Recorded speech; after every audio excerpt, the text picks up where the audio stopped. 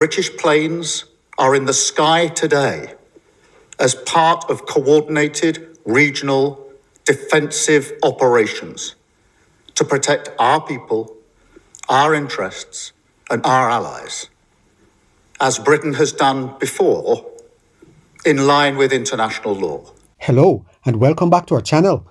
In this video, Tough Talking Starmer tells Iran to stop further attacks and get back to the negotiation table. We are also going to look at how this all ties into the principle of negotiation. Before we get into the details, please like, subscribe, share, and leave us a comment. The United States and Israel struck targets in Iran. Iran has since launched indiscriminate strikes across the region. I know the British people and communities across our country will be deeply concerned about what this means for security and stability, and for the fate of innocent people across the region, which for so many of us includes friends and family members. So whilst the situation is evolving very quickly, I want to set out our response. The United Kingdom played no role in these strikes, but we have long been clear. The regime in Iran is utterly abhorrent. They have murdered thousands of their own people, brutally crushed dissent, and sought to destabilize the region. Even in the United Kingdom, the Iranian regime poses a direct threat to dissidents and to the Jewish community. Over the last year alone, they have backed more than 20 potentially lethal attacks on UK soil. So it is clear they must never be allowed to develop a nuclear weapon. That remains the primary aim of the United Kingdom and our allies, including the US. I condemn Iran's attacks today on partners across the region, many of which are not parties to this conflict.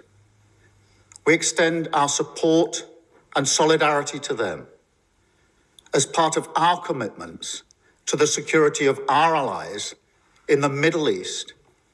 We have a range of defensive capabilities in the region, which we've recently strengthened. Our forces are active, and British planes are in the sky today as part of coordinated regional defensive operations to protect our people, our interests, and our allies, as Britain has done before, in line with international law. We've stepped up protections for British bases and personnel to their highest level. We are also reaching out to UK nationals in the region and doing everything we can to support them.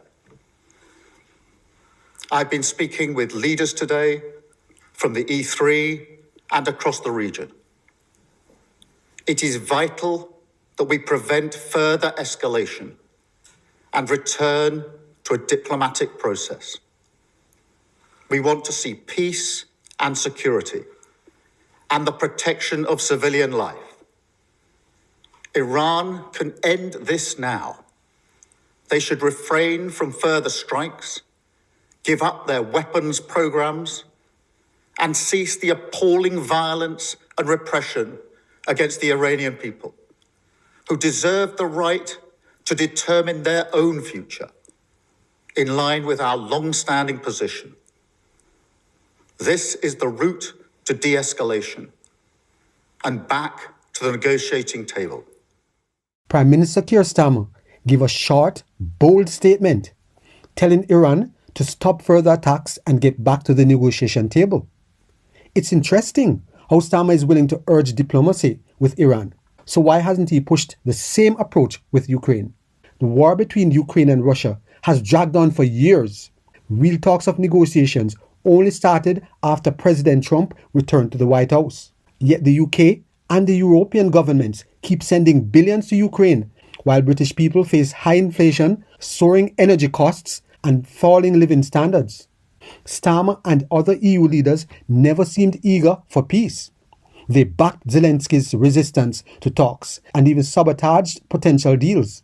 Starmer even promised funding for Ukraine for the next 100 years. Starmer urges Iran back to the table for peace, but he's ready to keep bleeding British taxpayers dry to fund endless war in Ukraine. And as far as the British people are concerned, Starmer and Labour continue to ignore what the British people want.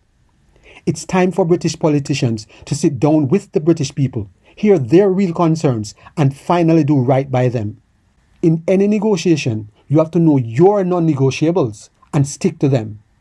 If your main goal as a leader is peace and putting your own citizens first, you cannot send mixed signals. That makes you look weak and untrustworthy.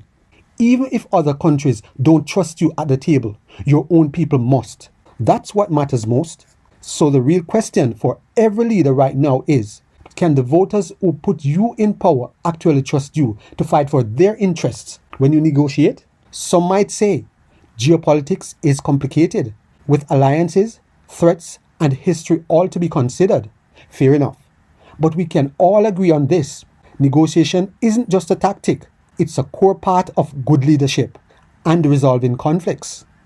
It demands integrity, clear positions, and putting your people's needs first. If leaders really believed in negotiation, they would start by being honest and reliable with their own citizens. British people deserve leaders who are honest, trustworthy, and reliable. Leaders who they can count on to put them first at every table they sit at. Do you believe that our leaders should put their citizens at the forefront of every negotiation? Let us hear from you. Leave your thoughts in the comments.